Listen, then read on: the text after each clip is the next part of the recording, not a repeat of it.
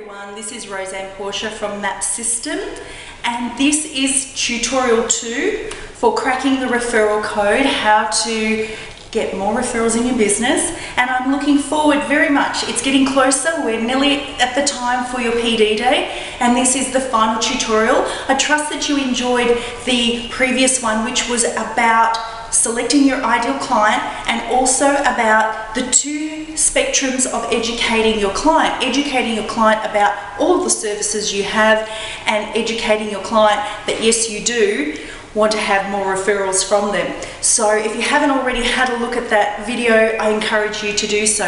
Today we're going to do a very quick video, and I want to give you 3 quick concepts that add to the step-by-step process. So the first thing I want to chat to you about is letting your client know early. What does that mean? I want you to start to plant the seed with your client early in the relationship. Let them know that your business grows by referrals to people that they care about. One phrase is, I'm never too busy to help the people that are important to you.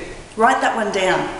I'm never too busy to help the people that are important to you.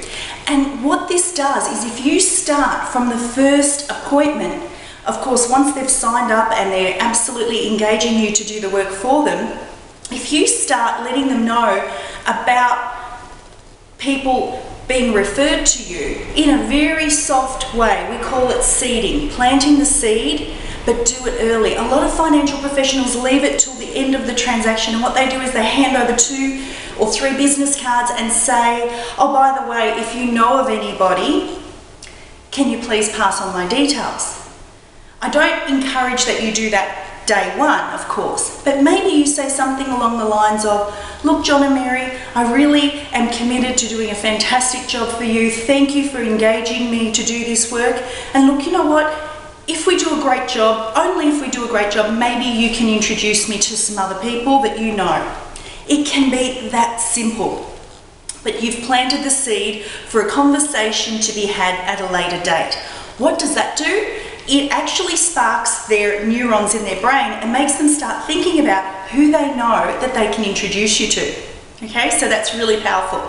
The next thing I want to chat to you about is proactive versus passive referrals. Now, I'm going to go into detail about this particular subject at the PD day, but let me just say, a proactive way of getting referrals is annual review meetings.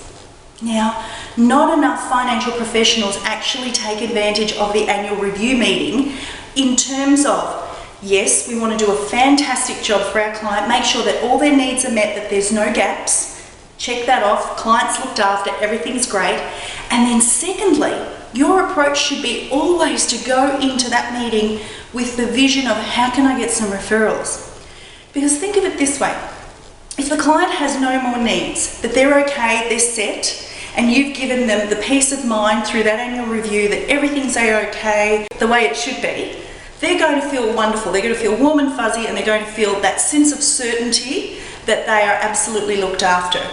But you haven't actually generated any dollars for your time. Yes, there's trail involved, and yes, you should be servicing your clients regardless.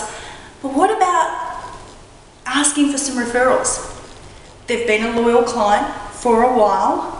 That is the time to proactively ask them who else they know that can benefit from the work you do. And there's ways of doing that, and that's what I'm going to be telling you more about at the PD day. So really excited to share that proactive approach with you. I've got lots of tools and some really interesting, good modern marketing techniques to help with that proactive approach. So stay tuned for that aspect at the PD day. The third and final point that I wanted to mention is, how do you say thank you to your client when they've referred someone to you?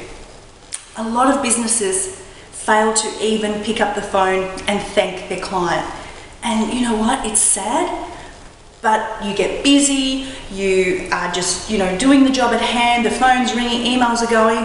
But what if you had a gratitude plan in place?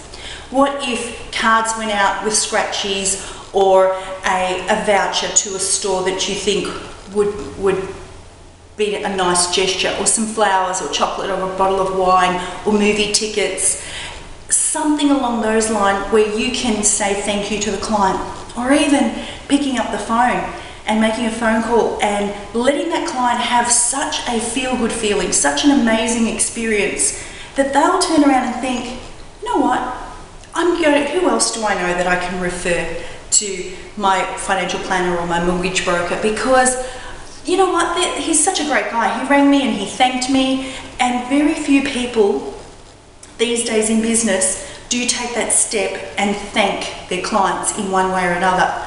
So that's my third tip of thanking your clients, or having a gratitude program that you can implement. So this is Roseanne Portia from MAP System.